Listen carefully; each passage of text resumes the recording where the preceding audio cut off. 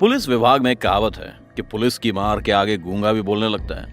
लेकिन कभी कभी ये कहावत फेल हो जाती है और कुछ ढीठ अपराधी पुलिस की अंधी कोशिशों के बाद भी मुंह नहीं खोलते हैं और ऐसी सिचुएशन में पुलिस फिर अलग अलग तरीकों का सहारा लेती है। उन्हीं में से एक है नार्को टेस्ट। हो सकता है आप में से कई लोगों ने फिल्मों और खबरों में इसका नाम पहले भी सुना हो, पर क्या आपको पता है कि क्या होता है और कैसे होता है? अगर नहीं तो बस आज की इस वीडियो को आप लास्ट तक देखना, आपको सब कुछ पता चल जाएगा। चलिए शुरू करते हैं। क्या है नार्को टेस्ट? नार्को टेस्ट एक ऐसा टेस्ट है जो सच छुपा रहे अपराधियों के मुंह से सच उगलवाने के लिए किया जाता है। कुछ अपराधी ऐसे होते हैं जो पुलिस के दबाव में अपने अपराध के बारे में सब कुछ कबूल करते हैं और सच बताते हैं, जबकि कुछ अपराधी किसी भी कीमत पर सच्चाई नहीं बताते।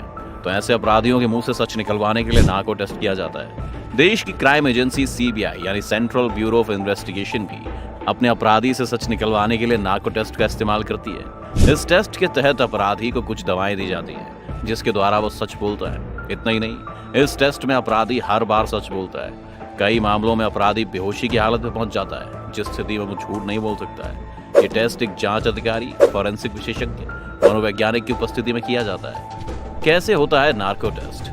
नार्को टेस्ट के तहत अपराधी को ट्रुथ ड्रग या सोडियम पेंटोथॉल का एक इंजेक्शन दिया जाता है। इस दवा के असर में इंसान एक ऐसी अवस्था में पहुंच जाता है जहां वो पूरी बेहोशी की स्थिति में भी नहीं होता और पूरी तरह से होश में भी नहीं होता है। इन दोनों के बीच एक ऐसी अवस्था है जिसमें व्यक्ति ज्यादा बोल नहीं सकता है। साथ ही इन दवाओं के प्रभाव के कारण व्यक्ति कुछ समय के लिए सोचने की क्षमता खो देता है। नार्को टेस्ट के दौरान व्यक्ति को ट्रुथ ड्रग देकर बेहोश कर दिया जाता है और उस व्यक्ति से घटना से संबंधित सवाल पूछा जाता है और एक टेस्ट लिया जाता है। अब यहाँ एक इंसान सोचने और समझने की क्षमता खो देता है तो वो गलत तरीके से सवालों के जवाब नहीं दे पाता है, क्योंकि झूठ बोलने के लिए सोचने की आवश्यकता होती है। आप शायद जानते होंगे कि आपको झूठ बोलने के लिए ज्यादा दिमाग का इस्तेमाल करना होगा, जबकि आपको सच बताने के लिए कम दिमाग का इस्तेमाल करना होगा, क्योंकि आप आसानी से दिखा सकते हैं कि सच क्या है, लेकिन आपको झूठ बोलने के लिए अपने दिमाग का इस्तेमाल करना होगा। और इसीलिए सबकॉन्शियस माइंड में आदमी सच बोलता है, भले वो ना चाहता हो तो भी। यहाँ न केवल इंसान को सच बोलने के लिए कहा जाता है, बल्कि उसके शरीर की प्रतिक्रिया भी देखी जाती है। कई मामलों में नार्को टेस्ट का उद्देश्य केवल ये जानना होता है कि व्यक्ति घटना में शामिल है या नहीं। इस मामले में ऐसे व्यक्ति को कंप्यूटर स्क्रीन के सामने सोने के लिए रखा जाता है और कंप्यूटर स्क्रीन पर वो दृश्य दिखाए जाते हैं। व्यक्ति को पहले सामान्य दृश्य जैसे फूल, पत्ते, पहाड़ आदि दिखाए जाते हैं, फिर मामले से जुड़ी इमेजेस आदि को दिखाया जाता है और फिर व्यक्ति के शरीर की गतिविधि की जांच की जाती है। ऐसे मामले में यदि मन और शरीर अलग अलग प्रतिक्रिया करते हैं तो ये पता लग सकता है कि व्यक्ति घटना से जुड़ा है या नहीं। क्यों होता है नार्को टेस्ट? हम सभी जानते हैं कि दुनिया भर में प्रतिदिन चोरी, बलात्कार, हत्या जैसे कई अपराध हो रहे हैं। ऐसे में कई अपराधी पकड़े जाने के बाद भी सच नहीं बोलते और झूठा बयान देते हैं। ऐसे में पुलिस के डंडे भी सच उगलवाने में नाकाम रहते हैं। इसके बाद उन्हें कोर्ट में पेश किया जाता है और कोर्ट की इजाजत के मुताबिक उसे नार्को टेस्ट के लिए उपस्थित कराया जाता है। ऐसा नहीं है कि नार्को टेस्ट से हर अपराधी से सच उगलवा लिया जाए। कई अपराधी तो आसानी से सब सच्चाई बता देते हैं, लेकिन इसके विपरीत कई अपराधी ऐसे होते हैं जो नार्को टेस्ट के दौरान टेस्ट करने वाली टीम को धोखा दे देते हैं, जिससे केस नहीं सुलझ पाता है।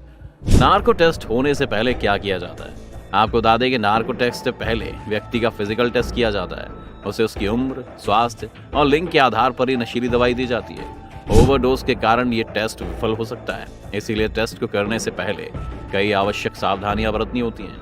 यह अपराधियों या आरोपियों को सच बोलने में मदद करता है और देश की लगभग सभी प्रमुख क्राइम एजेंसीज द्वारा यह टेस्ट किया जाता है। हालांकि कई मामलों के लिए इस टेस्ट के दौरान अधिक मात्रा के कारण व्यक्ति कोमा में जा सकता है और वह बाद में मर भी सकता है। इसी वजह से टेस्ट बहुत सोच विचार के बाद किया जाता है। नार्को टेस्ट के कानूनी प्रावधान, जैसा कि मैंने आपको अभी बताया कि प्रमुख क्राइम एजेंसीज अथवा सीबीआई के द्वारा नार्को टेस्ट कराया जाता है, लेकिन इसके लिए भी कोर्ट से परमिशन लेना जरूरी है। किसी अपराधी को कोर्ट में पेश करने के बाद अदालत यह आदेश देती है कि उस अपराधी का नार्को टेस्ट होगा या नहीं।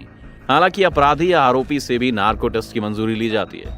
इस बात को साल 2010 में केजी बालाकृष्णन सहित 3 जजों की खंडपीठ द्वारा बताया गया था। आरोपियों की इच्छा के विरुद्ध नार्को टेस्ट, ब्रेन मैपिंग और लाई डिटेक्टर टेस्ट करना संविधान के अनुच्छेद 20(3) का उल्लंघन होगा।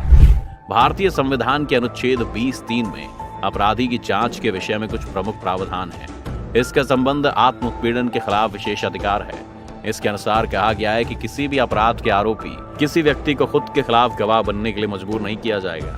नार्को टेस्ट के बारे में कहा जाता है कि पहली बार 19वीं सदी में इटालियन अपराधी सिसर लैम्ब्रेसी पर किया गया था।